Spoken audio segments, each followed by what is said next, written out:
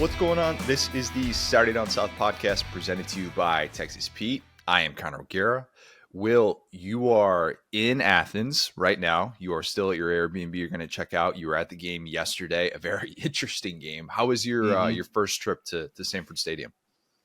It was amazing, man. Working with SDS, I've been around Athens before a couple of times, but I've never been able to go to the game because you know how it works in our industry. Like I had to edit videos, so it was one of those I didn't want to be at a game thinking about stuff I had to do. So got to hang out with Perry the lad. Huge shout out for him for just giving me a ticket kind of for my birthday, which is on Wednesday. But yeah, the environment was amazing, man. I've been joking that I literally saw two people that weren't cool the entire time, and they were both South Carolina fans. Everybody was cool as heck to me the entire night. Emery the lad was there from the podcast group. He gave me a black Jordan Davis jersey that I was wearing after the LSU game. And stadium experience wise, man, it's very. I was thinking about this, right? So you have your stadiums in the SEC that we think about, Bryant-Denny, Tiger Stadium, huge stadiums.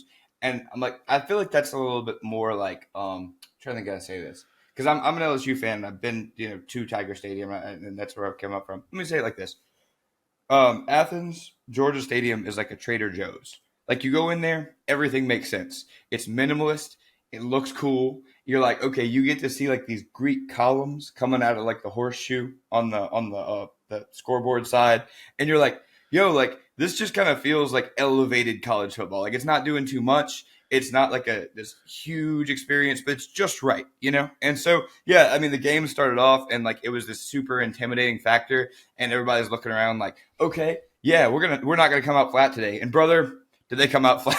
Yeah, just a little bit. I do want to let you know that an unconfirmed report came out of my text messages that if Georgia had lost that game to South Carolina as a 4-touchdown favorite, which we're going to dig into in a little bit, you may or may not have been considered the bad luck charm, and that could have potentially been your only trip ever to Sanford Stadium, your first and your last. So it's a good thing for you, I guess, for your future entertainment that Georgia was able to pull it out after falling behind going into the breakdown 14-3. So listen, good on you. I've been here for a day.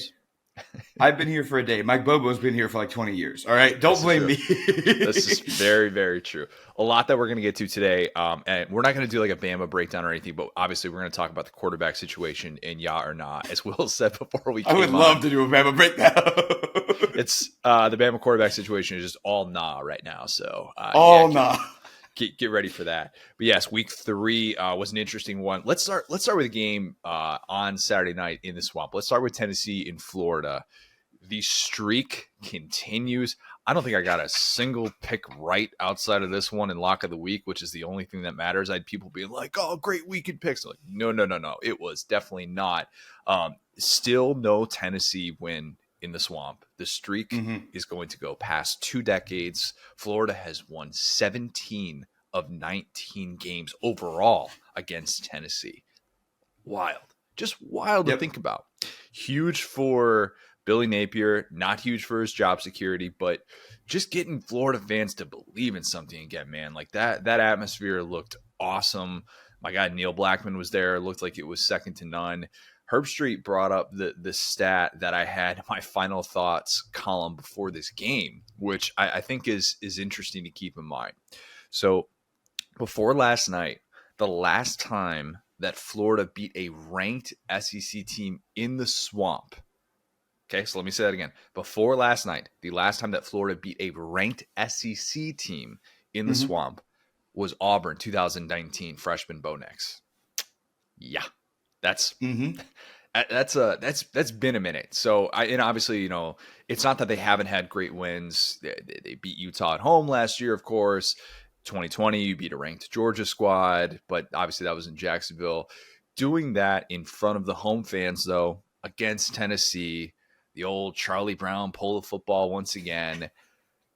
Biggest win so far, in my opinion, of the Napier era, definitely. And the way that it happened, too, because Florida was great in the red zone. They were great on third down. The game plan was everything that you, me, that person that randomly watches Florida, the Florida fan who's a diehard, the Florida media member, everything that they have been calling for. It happened, Will. It actually happened. ETN 8, dog. Trevor Etienne is so good. He's so good. And I don't want to say that I'm glad that Montrell Johnson it was a little bit more tough sledding for him in the ground game. Obviously, he had a touchdown in the passing game, and he still brings such an element. But there was even a moment late in the game where it's kind of weird. Montrell Johnson hasn't been out for a few series. It's like, oh, it's because Trevor Etienne is so unbelievably good. Maybe Montrell Johnson was a little bit banged up, and I just didn't know it. But think about this. Up until Saturday, we had only seen Etienne get more than 11 carries twice in a game in his young career, right? So a year plus. That's not that much. But to see him get 23 carries and have a career high 172 yards, 62-yard touchdown run that really got things going for Florida in the first quarter, man, he was great. He was fantastic. I thought Mertz made enough plays early. He was dealing with a hand injury on his left hand all second half. They kept talking about that with Holly Rowe. They're like, his hand is shaking. It's bloody. It's gross. But it kind of forced Florida into this game plan, right, to be able to lean on the ground game. And offensively, they weren't really much of anything in the second half. But they got to play the game that best suits their style and how we think Florida is going to win football games. What a concept. When you see that, we were all right. Everyone who's watched Florida is right. It's like, wow, who would have thought Pearsall's really good, Etienne's really good, make Graham Mertz throw the ball 5 and 6 yards down the field, and he's going to never have an incompletion. And this offense is hard to stop when you do that. Yeah, this is exactly it. This is the blueprint for Florida. For a lot of teams right now that are kind of searching for an identity. Maybe Tennessee is kind of searching for an identity a little bit, but I felt like Florida actually saw what it can look like. And it's not to say that was a total peak game, because I do think that they've left some things out there in the passing game at times, but still, I just thought that it really set up well. And you saw in the second half when Austin Armstrong was kind of dialing up these unique pressures, they were going to do things to try and get Joe Milton off of his spot. They brought up this stat on the broadcast, Will, and I'm so bummed that we haven't brought this up because it's fascinating. And I'm going to be thinking about this nonstop now whenever I watch him. Joe Milton in his career has never thrown a touchdown pass on the run. So think about that. Like off platform, basically. Okay. Every single touchdown pass in his career, he has set his feet. So even like a naked boot or something like that. That's all we're talking about. We're not talking about he's got to be thrown at Michael Vick or Pat Mahomes or something like that, 60 yards downfield off the wrong foot. Like no. We're just talking anything on the run. And Florida looked like it knew that because it did a really, really nice job of being able to kind of get him out of position. That pick that he threw, which was the first one he's thrown in a Tennessee uniform. How about that? How about thick king Desmond Watson? Oh my gosh! Like when they showed the replay and he was just being engulfed by Desmond Watson like a kraken. Like the tentacles are all over him. He was falling down, and he's so massive. Like watching Joe Milton get sacked is such a wild experience because he's like 6'4", 6'5". Like he's a swole guy, and the fact that he even tried to throw the ball just shows how confident in himself he is. Because Watson was like bringing him down like some type of ship in the sea. Can you think about the things that can happen to you on a football field that would just absolutely suck? And it's a violent game where injuries happen and stuff like that, torn ACL, concussion, obviously things can get even scarier, more serious. But of the things that can happen to you over the course of a game against Florida, having Desmond Watson fall on you, 434-pound Desmond Watson fall on you as you throw a pick, that's number one. Like there's nothing more daunting, more physically tough to stomach that you will feel more when you wake up on Sunday morning than that instance right there. Huge play by a very huge man in that spot. And it's kind of set Florida up. I mean, that was a very pivotal play. I didn't really think, I don't know how much of this game you were able to catch, but I didn't really think Joe Milton was the issue, I didn't really love what we saw from the Tennessee receivers at times. Herbstreit kind of called out Dante Thornton for not going up and getting a play downfield where it looked like, man, you got to attack that football, and it would have been a long completion. But I didn't really think that Milton was necessarily the issue or the reason that they lost this game. It wasn't like he collapsed. I thought he made some big time throws. Loved that throw down the sideline to Brew McCoy. He had another throw to Thornton that I like exclaimed loudly to Lauren. I was like, that's the throw right there, where it was just on a line and it was downfield like a seed. And it'll be, if Joe Milton's in the NFL, that throw will be right there because it was just absolutely perfect. But obviously he had issues in this game, but I still didn't come away from it feeling like, oh, Tennessee lost this game because Joe Milton collapsed in his first true hostile atmosphere. Did you? Oh no, I've seen this. Oh, I've seen this game 10, 12 times. This was a bad Josh Heupel game. Okay. This is how he used to lose at UCF that soured the fans on him. This is what he did at Cincinnati at the end of his UCF career. He would go on the road, and we saw it. The scripted plays off the bat, dynamic. They got down the field super quick to start the game. And then they started facing that adversity on the road. The crowd noise started getting loud. And suddenly this offense went from this thing that was unstoppable to getting off the field really quickly. It went from this thing that was dynamic to uncreative. It went from this thing that, okay, it looks so multiple. It looks like you can't guard anybody to it's in a closet. And I think what I started to realize as I watched this game is what made the original Milton, Mackenzie Milton, work for Josh Heupel, what made Hendon Hooker work for Josh Heupel was not their arm talent or their ability to read, all these reads.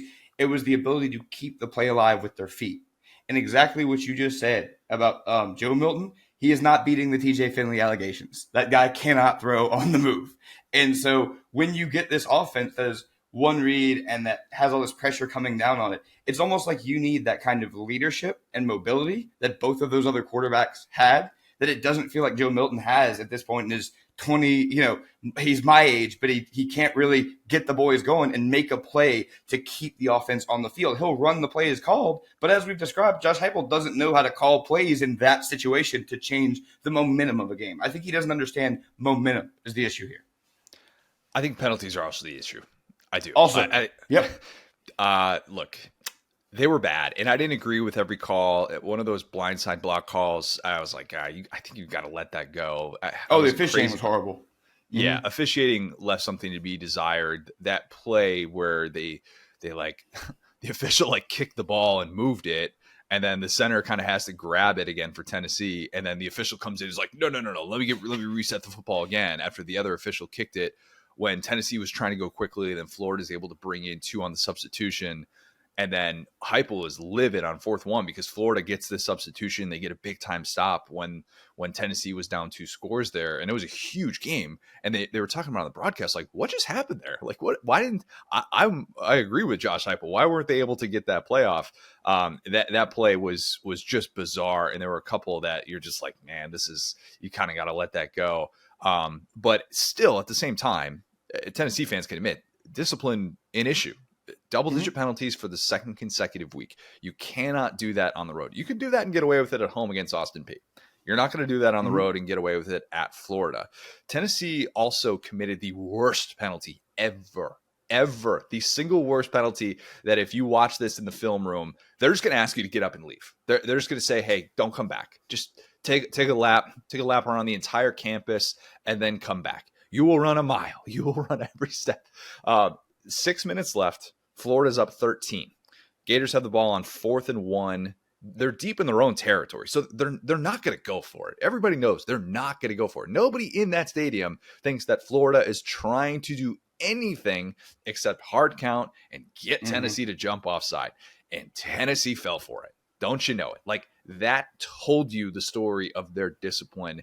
And it was a huge spot because obviously, especially with the current first down rules with the clock stopping and not stopping until under 2 minutes, that was a really pivotal play in the game, I thought, when it looked like Tennessee was actually doing some things offensively. And a lot of the second half, Tennessee was the superior team, I thought. But that just was the type of mistake that they were making. And so if you're a Tennessee fan, you might be telling yourself, well, what's the big deal? Last year, bottom 10 in the country in penalty yards. And Tennessee won 11 games, best season in 19 years. Aren't penalties kind of, overrated a little bit? Here's the thing. Penalties are overrated if you have the number 1 offense in the country and you get chunk plays at will. That's not what Tennessee is doing this year. It's not. And I know they had 3 passing plays of 20 yards in this one, but the chunk plays have been an issue coming in. And you put a lot of pressure on yourself if that's the type of if you're going to get off schedule like that. It's really, really going to hurt you, and it's so much more difficult to overcome that. That's a very basic thing, but I just think that's the difference between last year and this year, and it's going to be an issue if they do not get that cleaned up. They're not good enough to overcome that, basically, is what I'm saying. I still think they're going to win a bunch of games this year. I'm not really as worried about that. What this game, though, said more about to me was Florida has some fight. Florida, after just getting dunked on in prime time 2 weeks ago, and everybody starting Billy Napier buyout. I love the way Florida's offensive line came out. I love that they actually were trusted to go win that football game. I think defensively they're figuring some things out. I love me some Cam Jackson up front. He and Desmond Watson are going to be so fun to watch on a weekly basis. And if that's going to be a staple up front, they're going to be in a really good spot. I'm happy that for 1 week, I don't have to talk about the stupidity of Billy Napier potentially getting a $31 million buyout. I'm happy for that. Okay. Because I just think it's ridiculous. And I just don't need to be talking about that on radio shows or anything, but great response for Florida. And Will, look at this. Look at this. This upcoming schedule for Florida. You don't want to get ahead of yourself, especially last year. If you're losing to Vandy, you don't deserve to get ahead of yourself. You don't. Take it one game at a time. But I can look at the schedule and ask a question. You've got Charlotte at home. You go to Kentucky, a team that has just gotten off to slow start basically every single week. You're home against Vandy, who, by the way, could not close out the fighting Barry Odoms and missed a 33-yard field goal that would have won them the game. And then they still found a way to lose in regulation. And then you're at South Carolina, who has been up and down, I think, so far this year. Those are 4 very winnable games, Will. And that's before Georgia. Okay. So that would be heading into Georgia. Is there a world in which Florida is 6-1 going into the Georgia game, or am I crazy? Yeah, I mean, I think there's a world. I think they definitely lose. I don't think definitely anything, especially with South Carolina. I think they probably split Kentucky, South Carolina, just given how both of those teams have the ability to catch fire. But yeah, no, I'm right there with you, and it kind of goes to our thing that it's weird. Florida's the team that I feel like we've weirdly been kind of on the pulse, and that's like what we were saying about like the whole Anthony Richardson thing. It's like Billy Napier just needs someone who can run his offense, and that's what we saw to Graham Mertz. Their offense, when it works, looks a lot like Utah's when it works. Like I said, it's a quarterback moving the ball down the field in 5 and 6 yard chunks. It's not making mistakes. And when you have on one side of the ball a team that's designed to just pump the air out of the football and another team that is designed to get up and down the field and quickly score, we saw how suffocating that was when that offense doesn't leave the ball on the turf the way that Anthony Richardson was doing with the incompletions. Yeah, I agree. I think that when you see Graham Mertz on some of these rollouts and you see him doing things differently than he did at Wisconsin, little play action rollout. All right, I'm going to find Caleb Douglas over here. I'm going to hit Ricky Pearsall 10 yards.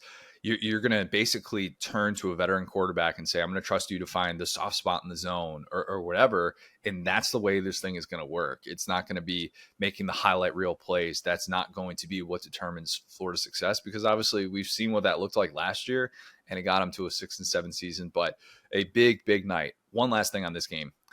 Very petty timeouts called at the end. Oh my gosh, bro. Oh my God. That was, I didn't know what was going on. I'm like, wait a minute. So Billy Napier, I think, called a timeout to let the crowd kind of soak it in. All right. And then Heupel calls a timeout basically as Tennessee players are going into the tunnel. And it nearly led to a brawl, because then, of course, you get Graham Mertz going down, and then he gets pushed down, and we're like, oh, boy, here we go. They're going to have benches clearing. Officials actually kind of stepped in, but I don't know. Maybe it's good to see bad blood still exist between these two teams. That's a positive.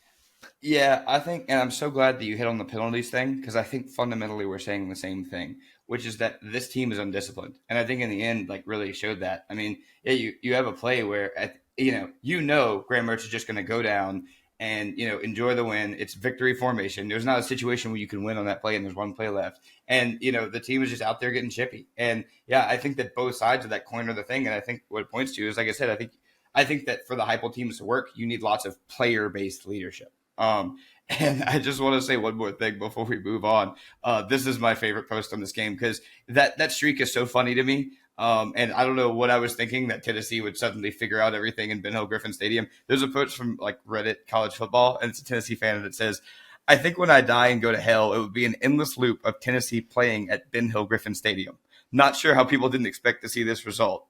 Uh, and then somebody responded, "I've never actually seen Florida lose to Tennessee in the swamp. The last time that happened was before I started watching football. The first Florida Tennessee game I watched was in 2004. And then another Florida fan comments, "My son, I remember watching Peyton Manning. Those were the days." God. That streak is insane, dog. My bad. Again, I apologize to you, Florida. I was not familiar with your game. This is what you do well. This is, and I try not to default to that as much, and I try and use as much context as possible. I'm like, droughts, streaks, they don't really exist. But this one, I was just like, you know what? Just kind of feels like Florida's going to show up ready to go, and they absolutely did that. Speaking of teams that showed up ready to go, South Carolina showed up ready against Georgia for a second.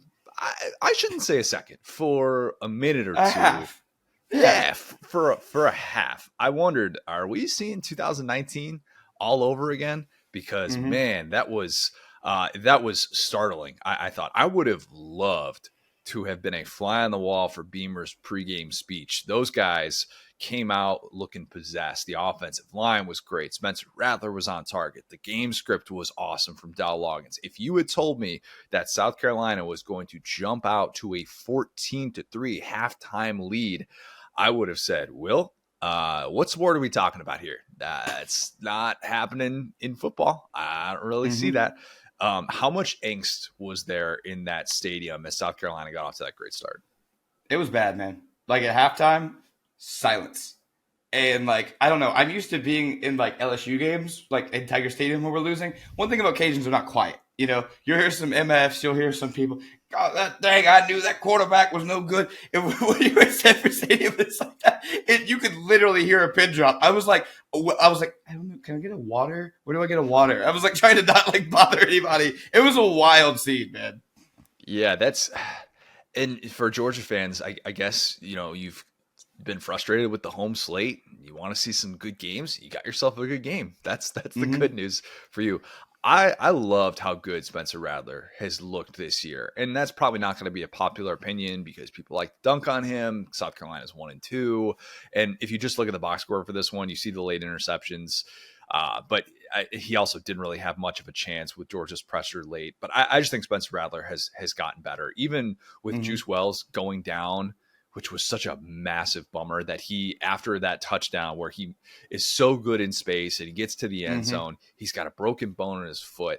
And you're just like, man, it just seems like Spencer Rattler just can't catch a break. I didn't necessarily find myself waiting on that Spencer Rattler mistake. Watching him this year, the experience has totally changed. I find myself going, if he gets time, he is going to pick you apart. And that's the maturation that I think we're seeing. And that if you're a South Carolina fan who's frustrated with this 1-2 start and you're like, I don't really want to talk about silver linings as much, I would say that's still a worthy silver lining, is that your guy has looked really, really good in those spots. I don't know if he's going to last a full season behind that offensive line because even, quarter to quarter, it's tough to predict what you're going to get from him. And that's not the headline because obviously Georgia responded, as Shane Beamer said, like a championship team. They made sure this game did not go down to the wire. But a few things here.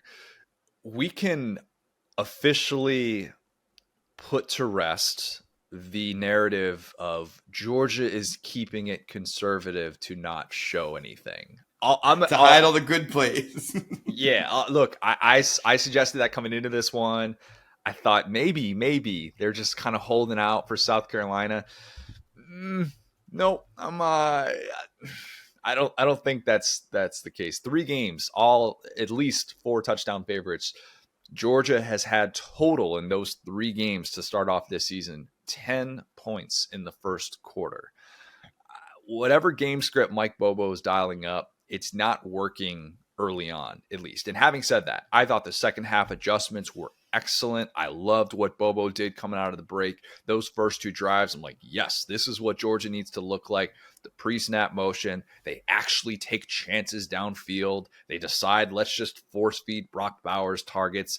They get Dejan Edwards healthy in this one. They turn to him. They say, our better is still better than your better up front. We're going to beat you in the trenches. Georgia did that in spades by day's end.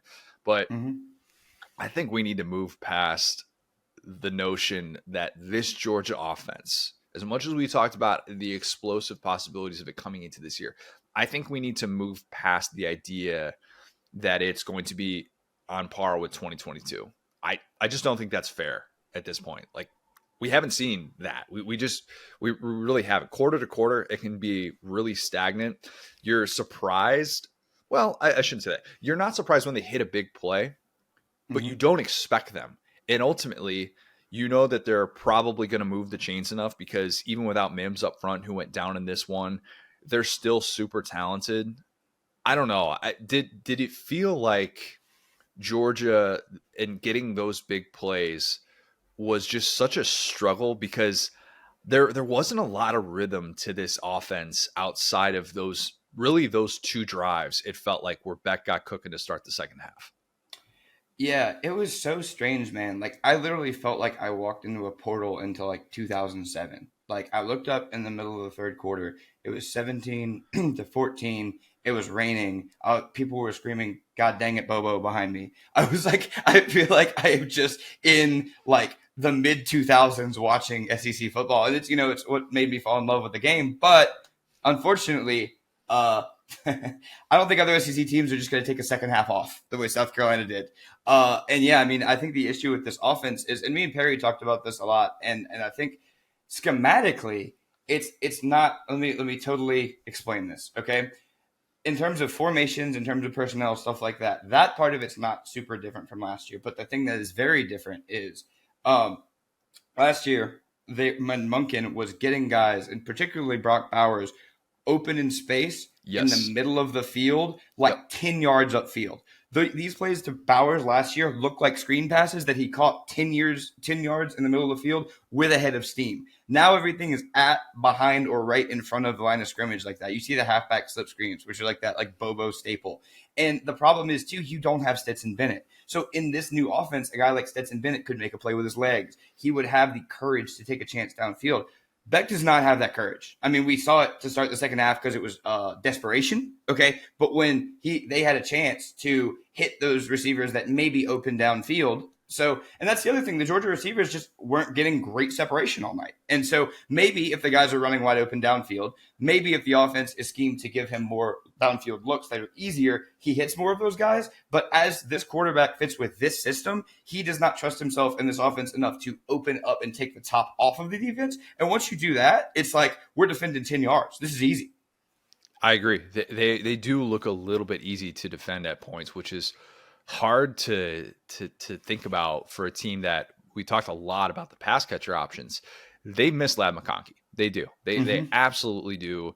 Him having this lingering back issue is hopefully something that maybe by the end of it, I think if you're a Georgia fan, you're just kind of hoping that maybe by like mid-season or something, he's going to look like himself and he's going to be able to add a big piece to this offense, because I think his blocking is needed. I think what he can do on the outside and how good he is with some of those screens, I think he's a great fit in what Bobo is trying to do, and not having him out there has really been costly. Not having a guy like Darnell Washington, who, you feel comfortable running a lot of those 12 personnel sets where it just gives Georgia so much more versatility, I think, and they can disguise a lot better.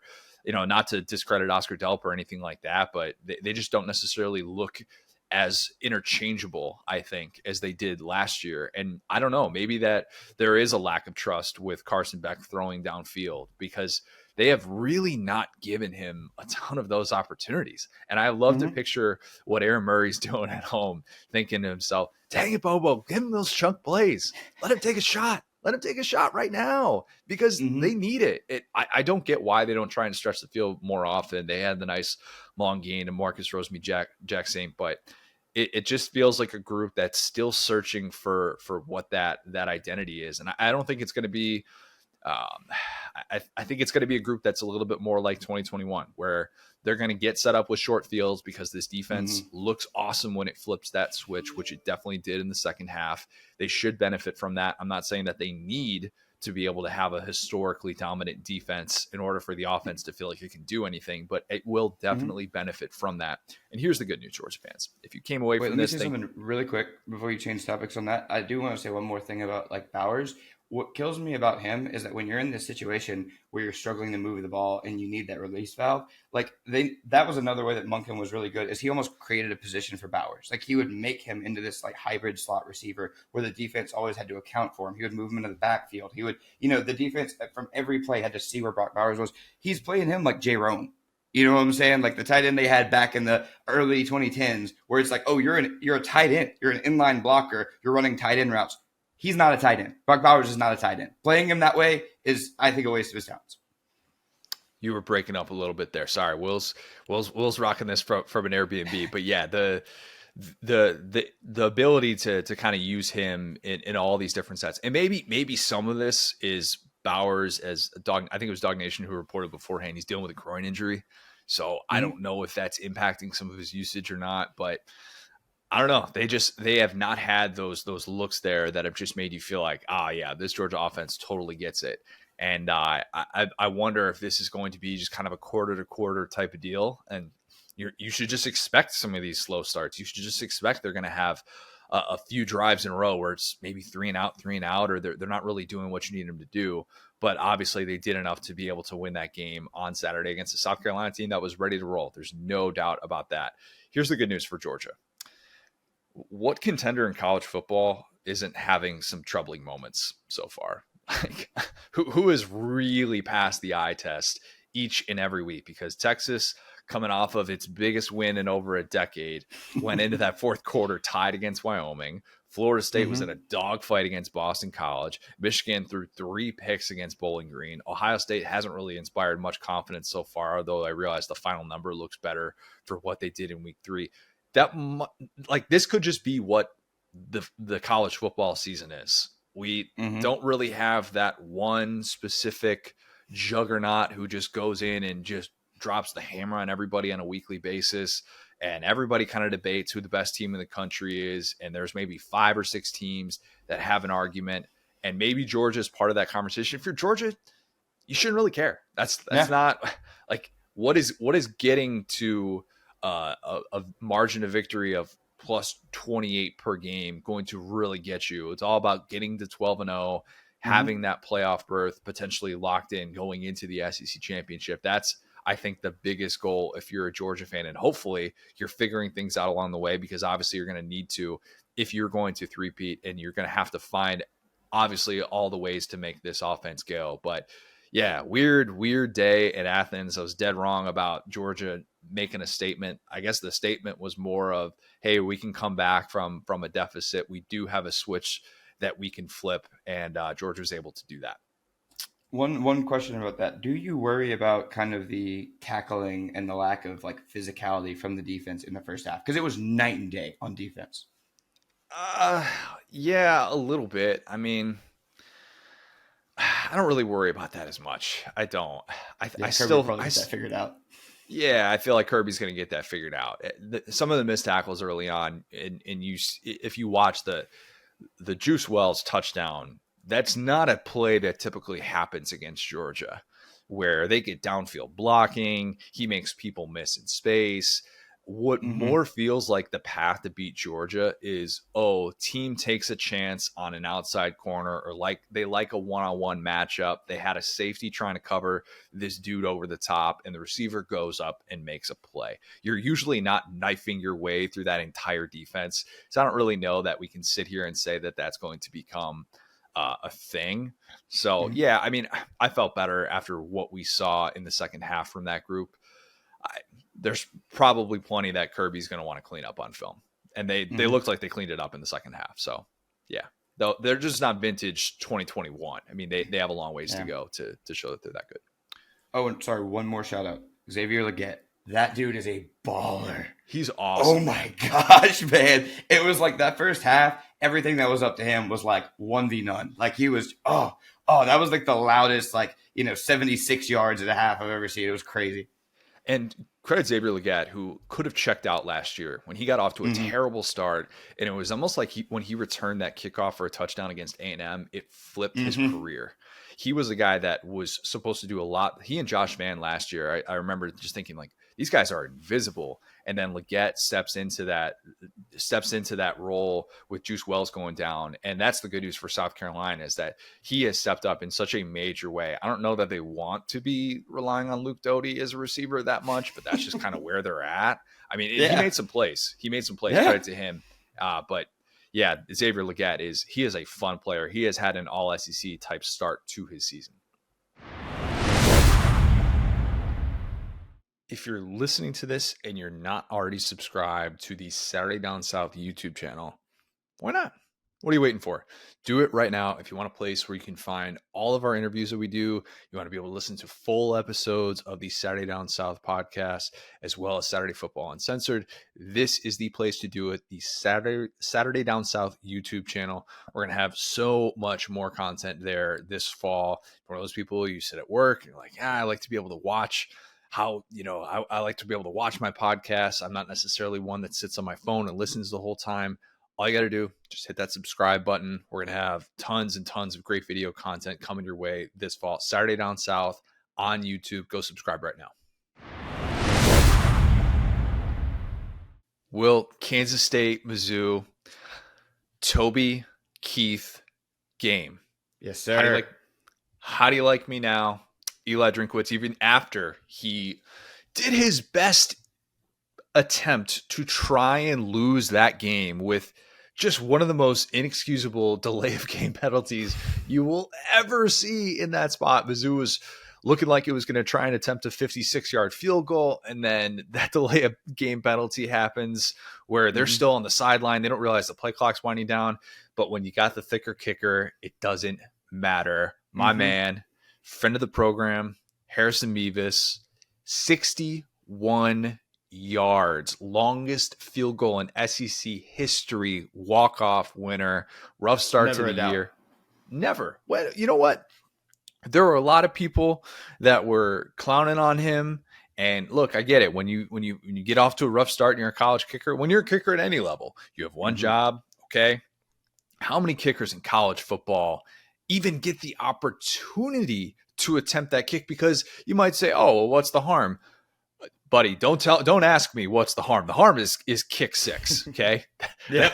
We all know what the harm exactly could be, the worst case scenario. And if you were a Kansas State fan watching that game, you definitely saw your guy back there and you thought, hey, you never know. You just never know. And man, that was just an absolute bomb. The SEC might just try and remove Mizzou altogether from the SEC just for rushing the field, because that's the punishments these days are so unbelievably harsh. But man, what a moment for Eli Drinkwitz. We talked about this coming in. Felt like a potential fork in the road game for this team. And just in terms of fan expectations, I'm not saying Mizzou is going to win 9 or 10 games or anything like that. But in the battle to not be mid, you had to win a game like this. And they did it. These two teams having a mid-off. Yeah, they did. Like, the spread in this game came all the way down, I think, to 3.5. And I was baffled that the spread was as low as it was. And then Mizzou and Kansas State gave us the best game of that early window. And it was fun watching these teams go back and forth. What gets lost in the shuffle of that kick was what set it up. Theo East made a really, really nice catch in traffic. Mookie Cooper was great. They had the non-Luther Burden guys step up. Huge toughness shown by Brady Cook when he was clearly hobbled in the second half of that game. He and Will Howard were both hobbled. It was like, which quarterback can work their way back to the line of scrimmage and not take the entire play clock to do so, because they were clearly limping. And if I'm Brady Cook in that spot, all I'm thinking about is, if I give way to Sam Horn and if he comes in and beats Kansas State, I'm out of a job. So good on him. for staying in there. A lot of toughness shown.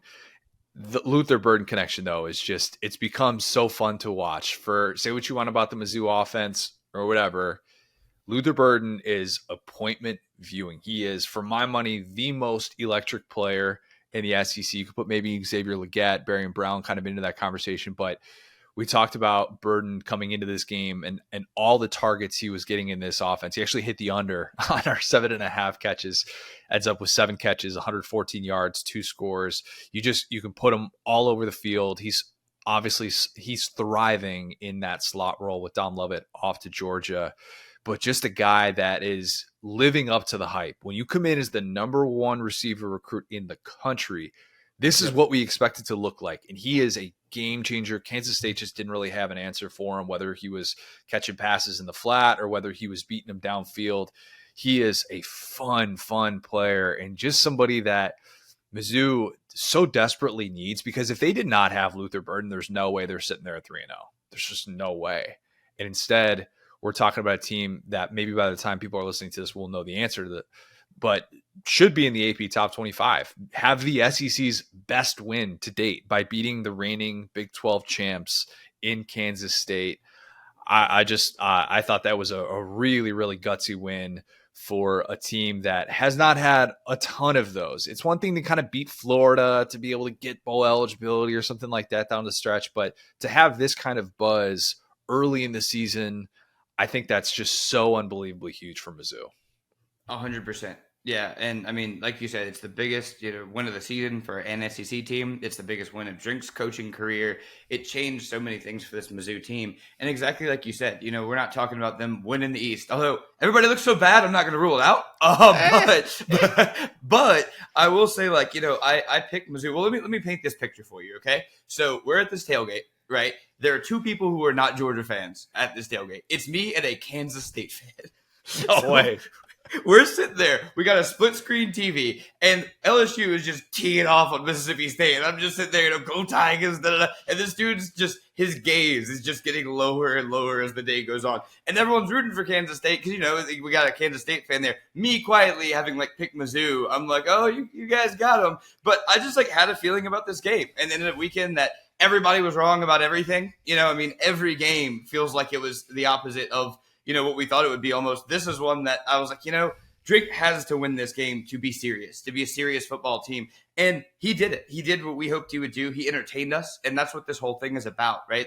It's not just about, we make it so much more serious than it has to be. For Mizzou, I just wanted something to believe in. We've seen so much Brady Cook.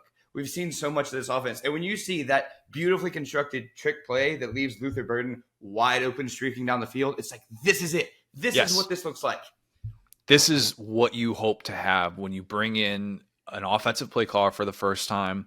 This is what you hope to have when you've got a guy that's been in your system. I guess they've kind of tweaked things, but a guy that's been with you now for 4 years in Brady Cook. And I'm by no means going to become a Brady Cook apologist or anything like that, but you're seeing these pieces click. You came back this year with a team that in the final Bill Connolly percentage of returning production rankings that came out in August, Mizzou was at number 2. Number 2. Percentage of returning production doesn't mean if you're high in those rankings, it doesn't mean you're winning a national title. If you're low in those rankings, it doesn't mean that you're going to go 0-12. What those rankings are a great indicator of is improvement, progression versus regression. That's the biggest thing. And if this Mizzou team was not going to progress, you would look at your 4th-year coach and say, where are we going? If not now, then when? And this is the type of game that even though it came down, obviously, to a last-second historic kick, you still feel like could be a huge victory for this program early in the year, just to feel good about feeling good, to feel like you are going in the right direction. Because I still like a lot of the things that Blake Baker does, and defensively, I think they're going to keep them in a lot of ball games. I really do, especially if the offense is still burden focused the majority of the time. But if Mizzou is 8-4, they have this superstar player in Luther Burden that's fun to watch. You spend some time in the top 25. Maybe you beat another team that you're not supposed to beat, which they're going to have to. The schedule is still really difficult. But that's the type of stuff that we talk about that can make a big difference with the fan base. It's not getting to bowl eligibility by virtue of beating Arkansas. Like, yeah, I guess those moments are kind of fun. But it's having some of these moments in September where you don't feel like you're a beaten down fan base.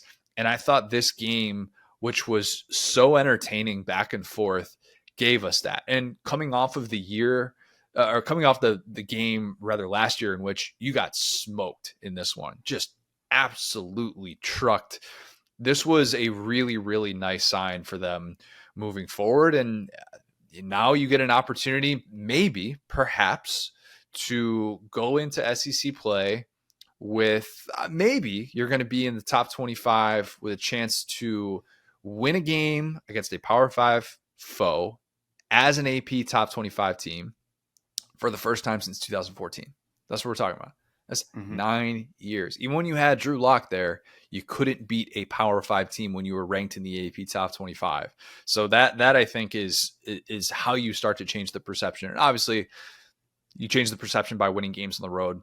You also change the perception by having your fans rush the field with a sellout crowd, a rare sellout crowd in Columbia, and doing so in the way that they did it. It was fun. That was a fun game. And Mizzou has not been a part of a ton of fun football games over the years. So it was big. It was really, really big. Do we want to go to the other game that you were watching at noon? Yeah, you were Eastern time zone, 11 a.m. local time. But wow, yeah, of course you want to go to it.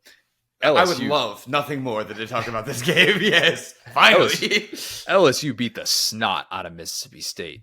Yeah, they did. I think Malik Neighbors might have had another big play by the time I finished this sentence. He was incredible. I tweeted this out. It reminded me of when Julio was with the Falcons and he would have those first halves. Justin Jefferson does this now too, where he has these first halves where you look up at the box score and you just think to yourself, oh my God, this guy has already single-handedly somehow won this game, or at least put them in position to do so. He is unguardable. He will catch anything that you throw at him. How is this team going to have an answer? Malik Neighbors could not be stopped. Just could not be stopped. I don't know what Mississippi State was thinking with some of the coverage early on where they were giving them Malik Neighbors. That was not the best idea, but they didn't have an answer. You're not going to put him in single coverage and be able to figure that out either. And when Jaden recognized that and decided I need to just feed him, it was over. 13 catches on 13 targets for 239 yards and 2 touchdowns. Every bit the game that we thought he was capable of coming into this year as probably the best receiver in the SEC, one of the 5 best receivers in all of college football. In addition to Malik being that good, I thought Jaden played phenomenally. The best game he has played in an LSU uniform, because in that setting, there was concern from Brian Kelly that they were going to show up sleepy. And don't you know it, if you watch the broadcast, you saw that they pulled over at a car dealership in West Point, Mississippi at 8:20 in the morning to get everybody off the bus and out there stretching so that the message was sent. If you are sleepy for this one, you will get humbled. And I think Brian Kelly is saying I'm now recognizing my team as a very low floor. They also have that kind of ceiling. And that was an absolute beatdown when Jaden is that dialed in, which, by the way, best completion percentage ever by an LSU quarterback with at least 25 attempts, 88% for 10.6 yards per attempt. When he is effective like that and he is looking to throw instead of just default to his legs, it is so special to watch. And it was a reminder of why this LSU team, some were so high on coming into this year. That felt like everything just clicked at the exact right time, and it was just kind of working, and it was fun to be able to watch. 100%. Yeah, and I've never been happier to be wrong about a game. I mean, the thing that I thought this Mississippi State team would be able to hang their hat on this year, and something that they were doing fine until this game, was their defense. Obviously, the offense has been clunky, and maybe I was a little bit too bullish on my expectations of transitioning from the air raid to, this more like run heavy pistol set. Yeah. Hand up, I was super wrong. That Kevin Barbay pick in the OC draft. Perry was letting me hear about that the whole time. But the thing that shocked me about this is, it's fine if their offense is bad. Zach Arnett is one of the best defensive minds in the sport of football. No matter what you say about Mississippi State, you can't take that away. That's why, he is interviewed with, Saban has talked to him, Brian Kelly talked to him, and they tried to get him away from Mississippi State because he's so smart and good tactically. That's why I was scared about this game, because I thought he could kind of get into the backfield. And if they made this into a rock fight the way they did last year, that's when you start leaning on marks. That's when LSU's ground game starts to be more of a factor. Jaden Daniels said he was having none of that. He came out slinging from the jump. And, I mean, the way that they have responded after that, with Brian Kelly, you just honestly never know. Because when they implode, it's so unexpected. But then they'll come out in a game like this. And, I just want to say, and, even though I was wrong about, how this game played out, anyone who at any point, especially now, who's calling for Jaden Daniels to get benched, insane. Stanford Steve said that on game day. I saw that. That is one of the most insane things I've ever heard in my entire life. Then Jaden Daniels comes out. Not only does he lead the team in rushing, Connor, with 2 rushing scores, he breaks a Joe Burrow passing record, finishes with 361 on 34 attempts and 30 completions. I mean, that's better than I thought Jaden Daniels was. So at the end of the day, let's not hear the name Nussmeier again until there's some type of an injury. How about that? It's perfectly fair. And we talked about it with Josh Pate about how, is it possible that the offense could go better with Garrett Nussmeier? And you kind of needed to see a game like that from Jaden, though, at the same time. And I'm not saying that Stanford Steve is probably taking it on the chin from LSU fans, even though if Jaden had gotten off to a bad start, there would have been plenty of LSU fans who have said, let's see what Garrett Nussmeier can do. I'm talking to LSU fans, too. I know there's some LSU fans that never believed in this kid. Yeah, but he was great. He was phenomenal. It was everything that you thought he could be with a little bit more comfortability in the Mike Denbrock offense, and the decision making was second to none. You know who else looked great, Will? You might have heard of this guy. I think we've mentioned his name once or twice in this podcast over the course of the last year plus. Harold Perkins. You might have seen him on a milk carton. You might have seen him in headlines somewhere, but actually seeing him on the football field looking great, getting opportunities to be able to rush the passer in Matt House's defense. Golf clap. You let the guy do what he does best. About time, man. About time. There were instances, even when he wasn't getting home, where he was rushing Will Rogers. And when you rush Will Rogers and you kind of get him rolling out and not necessarily being able to set his feet, that's bad news bears for that offense. That is what I'm really concerned about on the Mississippi State side. Is I am really skeptical of this offense working, because for the first 3 weeks it just has not looked good. And I knew this transition was going to take a bit. I thought we would at least see more signs of life in this game, where it seemed like once they couldn't get the ground game going early with Marks, they had no idea what to do. None whatsoever. And Marks had the big, what was it, like a 52-yard run that kind of made the numbers look more skewed than they were. But LSU just totally dominated everything Mississippi State was trying to do. I think it was 16 plays for 7 yards to start the game. I mean, it was a completely one-sided affair. Will Rogers had just such an inefficient, frustrating game. It almost felt like we were watching at points the 2020 early on Mississippi State can't get a first down version of the air raid, when they just didn't have the personnel to be able to execute that yet. And right now, I should have remembered that. That as hard as it was to get into the air raid with a great coach, that's what I should have thought about. These transitions are not easy. And I think Arkansas is maybe showing some signs of that with the issues that they have on the offensive line, which we'll get to later. And Mississippi State right now, that game looked like what Mississippi State does against Bama typically. That's kind of how it felt when they just have no match whatsoever for that talent. So I'm officially worried for Mississippi State. I think they have a lot of issues. The LSU side of it, though, let's finish up with this thought on LSU. They're at least probably now, if you're doing SEC power rankings, they're at least number 2. All right, just like that. They went from being, oh man, this is a team that's middle of the pack. Maybe they're 7-5, 8-4. We're saying that after the Florida State thing, and I tweeted out who's the number 2 team in the SEC, and I knew I put LSU, Ole Miss, and Bama. I knew LSU was going to be the most overwhelming choice. And I was wondering if I was going to get some write-in votes. The write-in votes were for Georgia, meaning LSU is number 1 and Georgia is number 2. If that's your take, I'd say let's chill. Okay, Mississippi State was still picked to finish last in the division, a team that I thought was getting disrespected in the preseason, but you saw those issues play out, not taken away from LSU, who was masterful on Saturday. But beating one Power 5 team doesn't mean that you are suddenly better than the 2-time defending national champs that you got smoked by in the SEC championship. Just wanted to throw that out there if there was any sort if those two teams play on Saturday, LSU wins that game.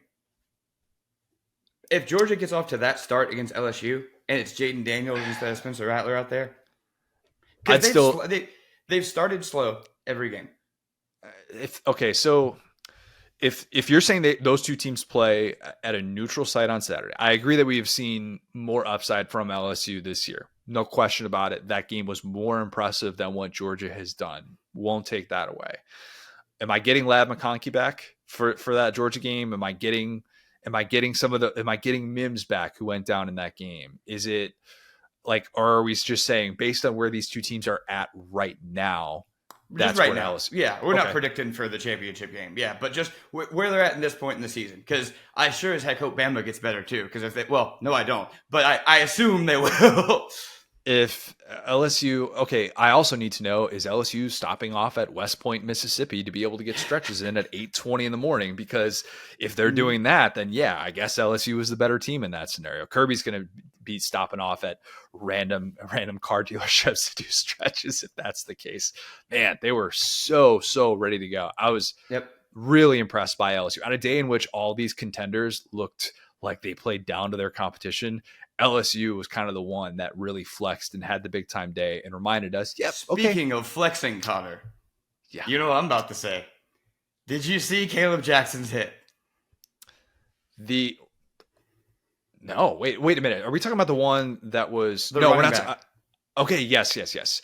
The one that was on the sideline that if you just tuned in for a brief moment and you saw what the LSU running back did to a poor Mississippi State defender who I was trying to think of his name and I couldn't think of it as you were saying that play was just basically the entire story of the day. Like that was it in a nutshell right there. That was I think I let out an audible gasp when I saw that poor guy just get absolutely dropped. LSU needs a little more of that, to be honest. Yep, that guy is a freshman, Caleb Jackson. Yep. So yeah, I'm not, obviously LSU looked terrible against FSU, and you know me, like I'm very fair when LSU gets blown out and when they look terrible, and this is exactly what you hope to see. And also, I was doubting LSU coming into this game. They proved me wrong. When I heard that Omar Spates was not going to go in this game, the back of my mind goes, oh my God, if Brian Kelly starts Harold Perkins in that spot, we're cooked.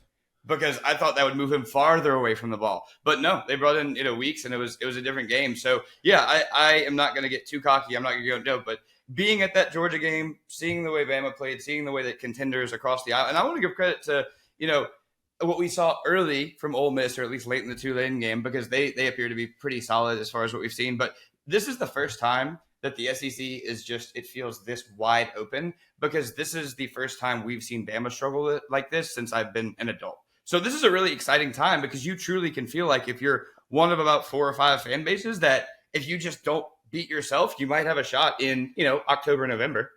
Maybe with the exception of Mississippi State, because outside of Vandy, I think I have most concerns about them, about what they've been so far. And that's really troubling. Can we talk about one of those teams, Ole Miss, Absolutely. the team that's feeling much better after Saturday? I shouldn't say much better, but Will, I've got a confession.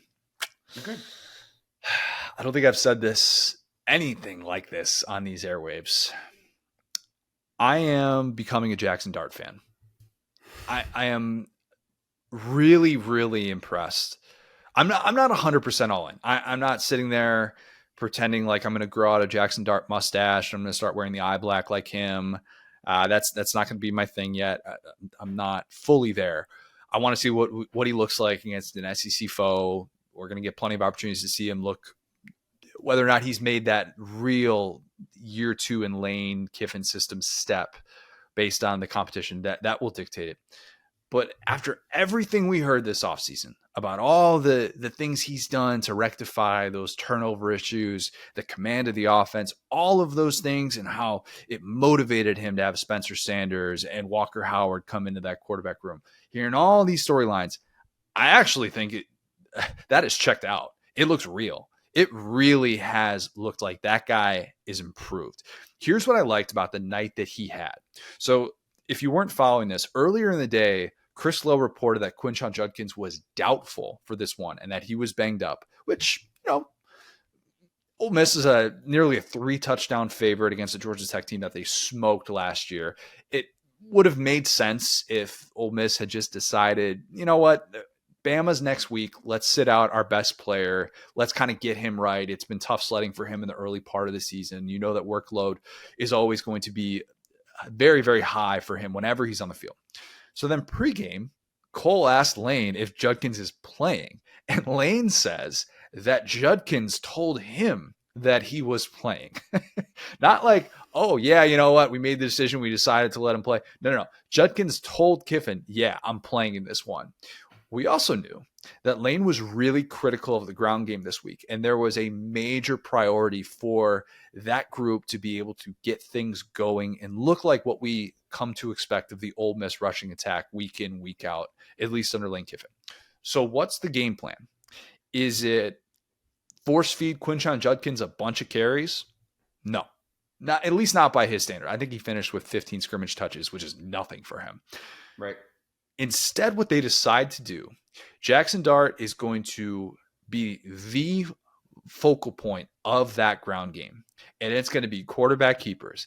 And don't you know it? He looked great. He's done that before, time to time. It's not like it was his first time surpassing the century mark. But I thought he looked awesome. So decisive. 14 carries for 136 rushing yards. The physicality was there, even though sometimes I just wish he would slide or not dive like a weirdo. It's just like, all right, find a way to go down. You're not Matt Corral. You're not built like iron.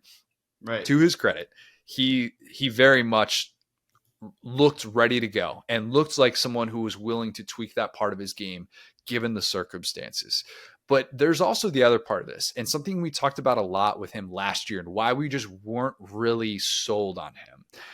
It felt like all the throws that he would make last year were around that same distance. It was 10 to 15 yards. That's his comfort zone. And really outside of that, you don't really feel like Lane trusts him a whole lot. And actually the numbers kind of dictate that Lane trusted him, just maybe not so much. He just didn't really like the results. Already this year, he has 10 completions on passes with at least 20 air yards. Last year, he had the third most attempts in the SEC on those plays. He had 62 attempts on passes that traveled at least 20 yards through the air. And he only completed 36% of those passes, which was fourth worst in the SEC. That was the stat that they shared on the broadcast. And I was like, yes, that's the difference right there. And this was despite the fact that Trey Harris still banged up after he's gotten off to a great start. There's a lot of new pieces in that receiving room. But Jackson Dart has been the constant, and he was clearly more in control than Haynes King, who had better numbers than I thought the night really, showed. If you watched him, I thought he left a lot of plays out there, but just a nice response from Ole Miss. And I was like, this is exactly what you would hope to see in the second half from them.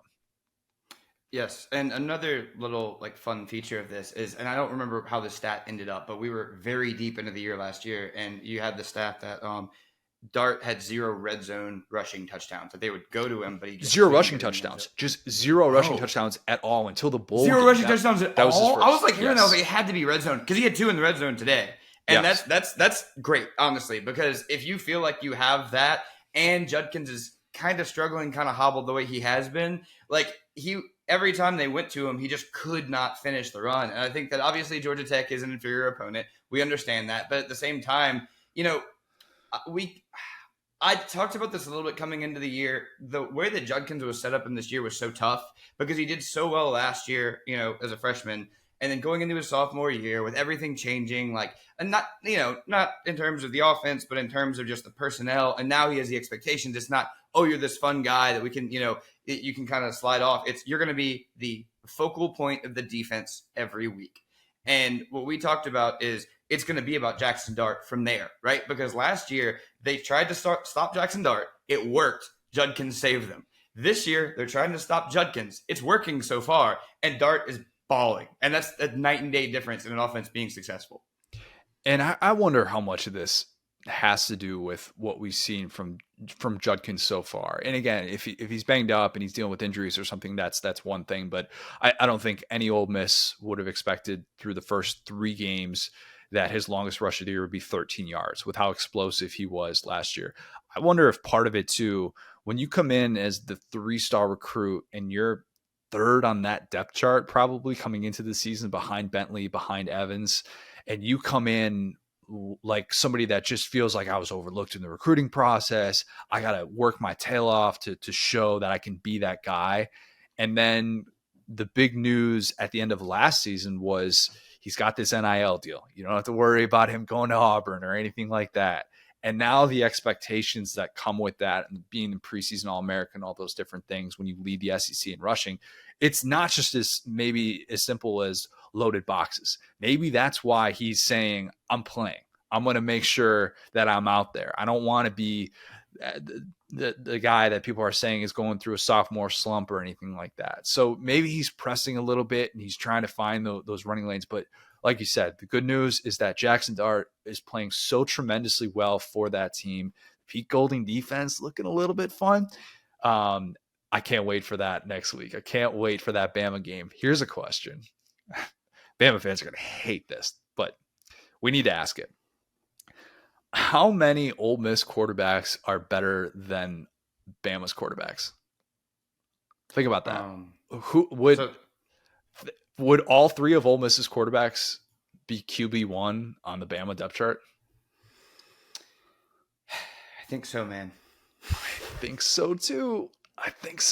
I look, and the sample size is so small for Walker Howard, so maybe that's a little bit unfair to say, but definitely Spencer Sanders. There's no doubt about it. If Bama had Spencer Sanders right now, he would be the starter. There's no question. There would be no QB controversy. Yeah, it would be over with. Yeah, and instead, Spencer Sanders is holding a clipboard most of the time for Ole Miss. And Jackson Dart, his patented 1 rushing attempt of the night every night.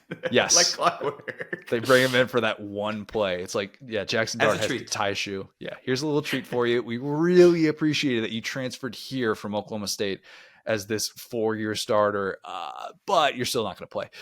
Yeah, this is so unique that Lane clearly has the quarterback advantage going into this matchup. Do you know how much Bama fans will freak out if they watch a Pete Golding-led Ole Miss defense stymie a slew of Alabama quarterbacks? Do you know what the panic level in Tuscaloosa will be if that happens? I'm desperately trying to save us from a 1-star review from my bellowing laughter right now. I'm sorry. That's why I'm making these faces. I can't. Yeah, I mean, no, that would be the the meme on Twitter about like they have a chance to do the funniest thing imaginable. The funniest thing imaginable would be go in there with Judkins and Jackson Dart and Spencer Sanders and Pete Golding. And yeah, that would be the funniest thing imaginable. Oh, and Judkins too. God, I forgot about that. The fact that he's from Alabama and yep. Oh man, that would be. Gosh, I said last year, and I'm eating my words already. We'll talk more, obviously, about the Ole Miss Bama game during the preview pod. But I said last year how it felt like that was such a missed opportunity for Lane to let that one slip away in Oxford when he had Bama on the ropes. This year might be, if you can't do it now with Bama having so much uncertainty at quarterback, this is kind of like, oh, when is it going to happen for you? Because this feels like Bama is in a different place than at any point since, obviously Lane has been at Ole Miss. Being a Saban assistant right now feels like a good thing. Those guys are on a streak. Yeah, I mean, Sark is 1-0, and if an offensive-minded coach like Sark can do it, then maybe Kiffin can dial it up as well. Mm-hmm. Less fun game for the SEC team. Arkansas loses to BYU. Holy cow, Sam Pittman's got a bad offensive line. How this is the least sensical one of these bad offensive lines. He hinted at this. He did. And the problem is that we talked about having Bo Limmer and Brady Latham, and it's great. You got two anchors, and then you've got one of the best, maybe the best offensive line coach to be able to build up that inexperience that you've got around those pieces. But man, when Brady Latham's out here getting flagged 15 times in a game, and that's supposed to be one of your anchors, I don't really know what you're going to do. It was like automatic on that final drive that he's getting flags thrown. KJ had some bad moments in this one, so I'm not going to totally let him off the hook. But I'm just baffled that this offensive line is getting totally dominated.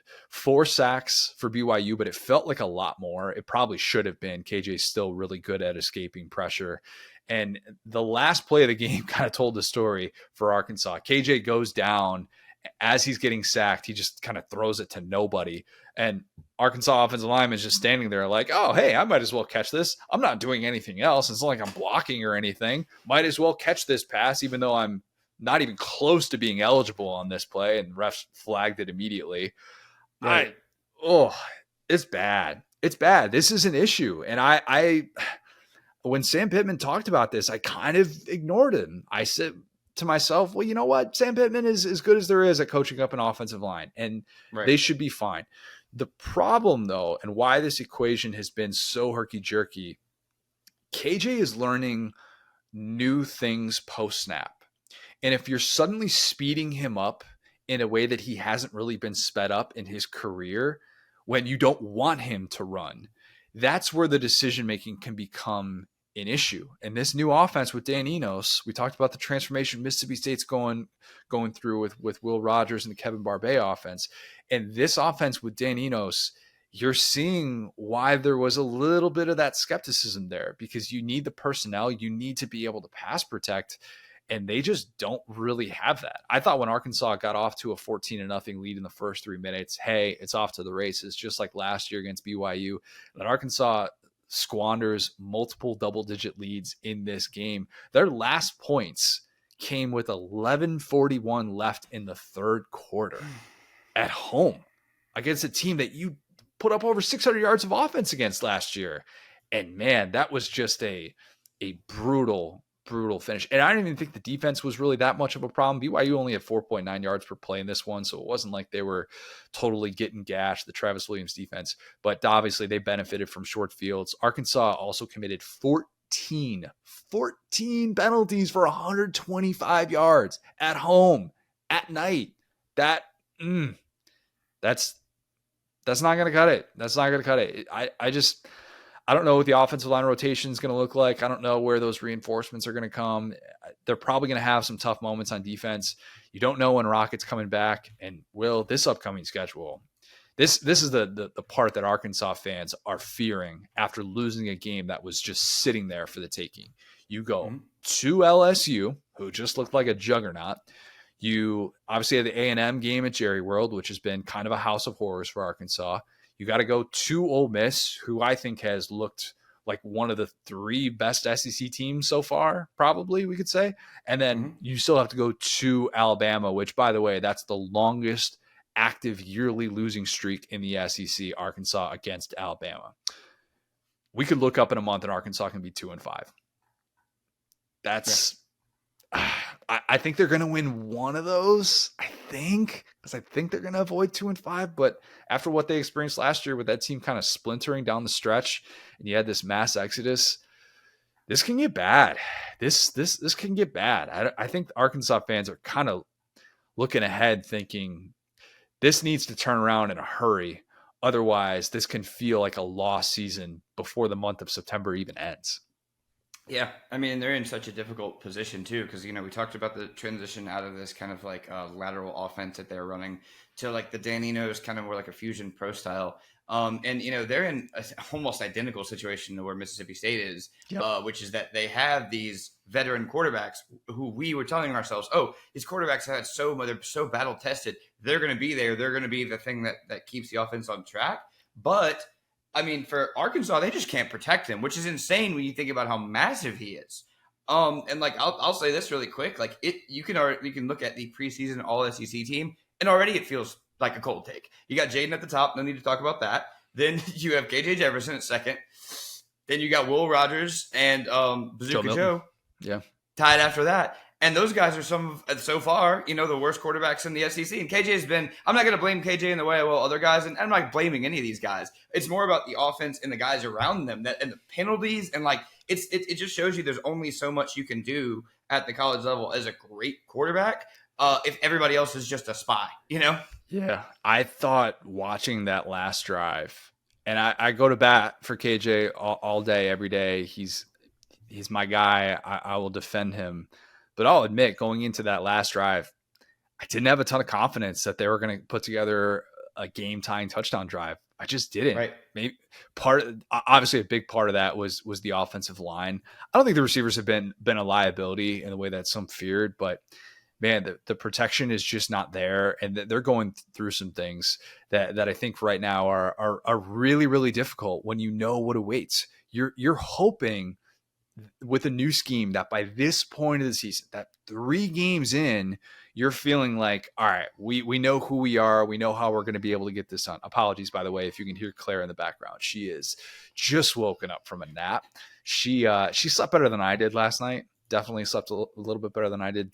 She didn't stay up and watch Colorado like I did in overtime. Mm-hmm. But yeah, we expect these learning curves with new schemes if you're going through it. And man, it just felt like Arkansas is climbing such an uphill battle right now. And it can get ugly. It can absolutely get ugly. Okay. We really got a deaf cat and a newborn baby, huh? This is an auditory journey. We do. Yeah. Apologies. Do not give us a 1-star review if you can hear a crying baby in the background. Yeah. Okay. Really quick, because I don't know if you mentioned this. I was at the Airbnb and my Wi-Fi died, so I had to speed home from Athens. So apologies if that's like weird, but it's funny because I walked in the door, I woke up my cat, she starts screaming, my door's closed, so I can't do anything. I'm like, no, I'm like trying to mute my mic. That's just funny, but appreciate you guys sticking with us for what has mostly been on my end. No, look, we're trying to make it work on a Sunday morning. That's what we're trying to do. Okay, let's do some ya or nah to close things out. I told you we were going to talk about the Bama quarterback situation, and please, ya or nah, Jalen Milroe is Bama's best and only option for QB1. Okay, so we still don't know about Ty Simpson, but to win SEC games right now, probably Jalen Milroe. Yeah. The clock with Ty Simpson. I thought the clock with Jalen Milroe was too slow, and the offensive line for Alabama is not doing those quarterbacks any favors. The snaps are all over the place. They're totally thinking about snap location, and it's giving them basically a full second to have to work through that, and that is just totally disrupting a lot of different things. But man, I thought watching Ty Simpson after he came in for a very, very ineffective Tyler Buchner, I thought this is just not good. Who could have foreseen this, Connor? Who could have foreseen that Tyler Buchner was not good? I kept trying to tell people Tyler Buchner is not a game manager in his career yet. He is not. If there was ever a game that could have been managed, it was on the road against a USF team that had lost 19 consecutive games against FBS competition, and Bama in a 3-3 dogfight at half and doing really whatever it possibly could just to hold on to a win. This was just a weird game all around. It was a weird game because of the rain delay, hour-long rain delay. Camera views were all over the place if you're trying to watch this game because they had to get the camera people off of the certain areas outside of the stadium. So if you're a Bama fan, you're just livid watching this game. And also, this was, and Dorian brought this point up on SEC Final, and I think it's worth remembering. They could have brought Jalen Milroe in and probably won this game 28-3. I think they could have. I don't think that's crazy. If it was as simple as let's bring in our best quarterback to play, I think they would have defaulted to that instead of bringing in Ty Simpson. When Tyler Buchner was struggling early, Saban could have simply said, you know what, let's stop messing around with this. Let's not treat this as an evaluation. Let's just bring in Jalen Milroe. You at least know what he's going to give you with his legs. And we've seen with his arm against lesser competition, he can do some really great things. But this game wasn't treated like that. And Saban wanted to truly see in live reps with these guys actually getting hit. What do I have in Tyler Buchner? What do I have in Ty Simpson? Nothing that made you feel confident.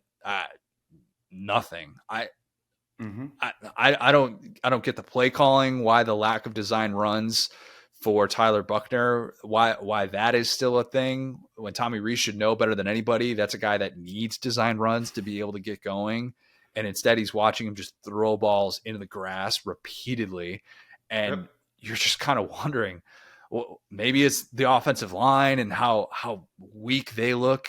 They just don't pass protect at all anymore. Since when does Bama being the size of small houses? That's the thing. They just keep talking about the size of this offensive line, and it's like they're getting whipped by South Florida. Like, if there's two things that I think we need to move past from three things that we need to move past from the preseason, it is this Georgia offense will be more explosive in the passing game. I'm done with that take. Joe Milton's arm. Let's talk about his arm. Let's continue to talk about his arm. When the downfield passing game, while it looked better at moments against Florida, it's still just not there at the level that it was at last year. And then let's stop talking about, and I'm including myself in this because I talked about it a lot week one. I talked about it going into the Texas game. Let's stop talking about the size of that Alabama offensive line until it actually matters, because it does not. If you're going to pass protect that poorly, I don't know what to tell you, man. This team is in a really, really rough spot. And to think that Jalen Milroe, after what we saw with the mistakes that he made against Texas, to think that he's clearly the best option right now, this is going to be interesting. This is not 2015, as Saban was telling the ESPN crew, saying, and RG3 kept bringing up that point of, they had this quarterback battle with Jake Coker and Cooper Bateman. I'm like, was it really? Yeah. Was it really? Would they start Jake Coker right now? It's a good question. Definitively, 100%, without a doubt, yes. Yes, they would. Would they have 2015 levels of success? No, because they don't have Derrick Henry. They don't have Derrick Henry. That's a pretty big deal. Yeah. Last I checked, he's a pretty important part of the offense. And that's why this also isn't 2015. You don't have an unbelievable defense that can do those things, and you don't have Derrick Henry. So it's not 100%. 2015. Bama always had the swamp monster offensive lineman. They always had this freak running back. They even if it was Trent Richardson, and that dude in college was one of my favorite players ever. And as good as Jason McClellan is, and I think he's doing way more than I think we could expect of him. Roydell Williams also looked really, really good in this game as well. But I think at some point it's okay to be honest with what our eyeballs are telling us about Alabama, which is that, and you said it on the podcast, they're not doing anything well. There's nothing that they're good at. There's nothing that when you stack them up against one of the previous teams, or a team that we knew to be national champions in the past, of another school, of a playoff team, of, some of the old Notre Dame teams that they played, that those teams wouldn't blow them out of the water, because at least those teams had an identity. I'll say this. This is a little bit of a pop quiz. Our basura inside joke. Do you know what that came from? Did it come from... This was an off-season deal, right? This almost. So I'll tell you. So it was Dan Mullen's game where Anthony Richardson went off against USF. And what I said was to that. Oh, yes. And what I said was, as a person who has been watching USF football for the last 10 years, they are basura. There is no way to explain how bad this team is. You can't fairly evaluate Anthony Richardson's success because of how bad this team is. And hey, that was all of 2 years ago. Maybe they've gotten a whole new group of guys in there. But as a guy who has watched a lot of USF football, watching them play in the Raymond James rented stadium with the red seats, I am blown away, because I thought, they're going to start Buchner. He's going to throw for 300 yards, and they're going to have to stick with him. The concept of them struggling against this team is so foreign to me. And then we all were joking about but they're going to win this game. And then they were down 3, and then the weather delay happened. And then they were tied at 3 for 2 hours. RG3 was apologizing to the viewers at home for this game. When was the last time you watched an Alabama football game and you had to be apologized to for the level of football that was being played. I think, and I don't know, there's somebody has this stat probably somewhere. I'm convinced Bama leads the nation in touchdowns called off because of penalties. They are elite. That's the thing that they're elite at. That's their best thing. Saban brought that up afterwards. Nobody is better at scoring touchdowns and getting them wiped off the board for stupid penalties than Bama. That is, you know what? That's your calling card going into week 4, going into SEC play. Yeah, Jalen Milroe is the option. I did not like what we saw at all, and I don't think you could just chalk it up to the weather conditions in this one. Not anything that made you feel confident if you're a Bama fan. Yeah, and sorry, like one more thing on that. I think we're right there, and I think again, this is, you know, I was saying this to people like all weekend in Athens. It's like everything that we know and love, like me and you, Connor, our entire career together at SDS, my pretty much entire I was really young, but I didn't really know, what a dig route was at that point in time. All of that time has been spent under an Alabama dynasty, where we felt to some degree we kind of know how this year is going to end. Either Alabama is going to win, or they're going to make it right there and just come this short. This year feels like the most open season that I've seen since like 2007, because it feels like so far the worst Bama team we've seen since 2007. So I am like so fired up about this year of college football, because I mean, you look and there are these insane upsets. There's, Oklahoma State getting blown out by South Alabama. Is Alabama the best team in the state of Alabama? People are asking. Like, you know what I'm saying? So this stuff is, and like I said, Alabama is going to figure this out to some degree. We don't think Alabama is going to win 6 games, but when they played Middle Tennessee and we were talking about, we both said they are what we thought they are. And then you're like, I don't think they're going to go 9-3. 9-3 right now feels like they would really pull out of this thing. Yeah. Watch, now they're going to beat Ole Miss 45-7. Oh crap! Bama's got things figured out. But yeah, there was no result of this game that was going to all of a sudden convince me that Bama has all these issues figured out. And I certainly did not think that it was going to be as bad as it was. Okay, question: last yeah or nah for you. Yep. Your best SEC quarterbacks through week 3. Let's go. Are Connor Wigman and Jaden Daniels, yeah or nah? I feel like that second spot's vacant. But does that second spot belong to Jackson Dart? Right now, it's probably Jackson Dart, just based on he has the better win. He beat Tulane. It's got to be Jackson Dart. That's so funny. We didn't think he was going to start.